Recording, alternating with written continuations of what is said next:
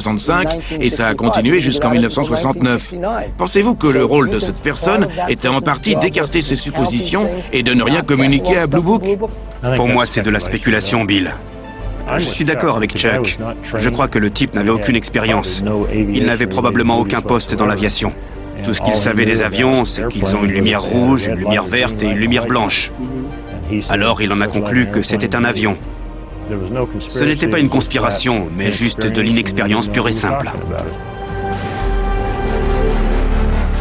Que l'objet soit un avion ou autre chose, en 1965, le consensus exige une observation approfondie de tout ce qui pénètre l'espace aérien.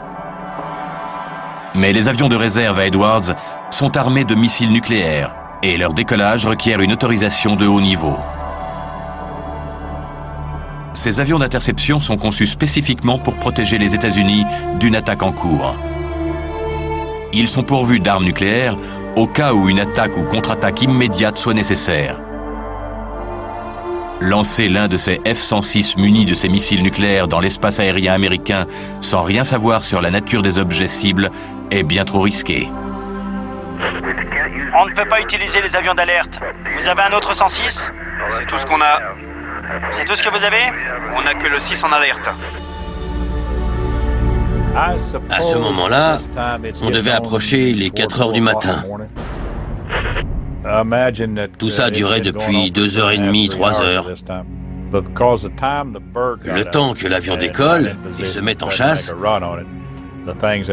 les objets avaient pris de l'altitude et changé de position. Ils n'étaient plus aussi visibles qu'avant. Vous pensez qu'ils auraient pu être retardés exprès? Ou est-ce que c'était la procédure normale? Je dirais que c'était la procédure normale, parce qu'ils n'avaient aucun avion à disposition qui ne soit armé, ni de pilote sous la main. Peut-on en faire décoller un dans l'air? En fait, on n'a pas de pilote disponible. Et il nous faut une authentification pour celui qui est armé. Ils ne pouvaient pas utiliser le pilote d'alerte au cas où ils doivent décoller avec son appareil. Donc ils ont dû aller chercher un autre pilote qui n'était même pas de garde à ce moment-là. Ils ont dû tirer quelqu'un du lit exprès pour l'amener ici et faire partir un avion. Cet appareil qui décolle, il n'est pas armé au moins? Non, il n'est pas armé. Lorsque l'autorisation de décollage pour une interception est finalement accordée, un temps considérable s'est écoulé. Il est à présent 3 heures du matin passé. Il aura fallu réveiller le pilote ainsi que le personnel au sol pour pouvoir procéder au décollage. Ils étaient entraînés à surveiller l'extérieur, à repérer des avions russes qui viendraient par la mer principalement. Ça s'est passé dans notre espace aérien.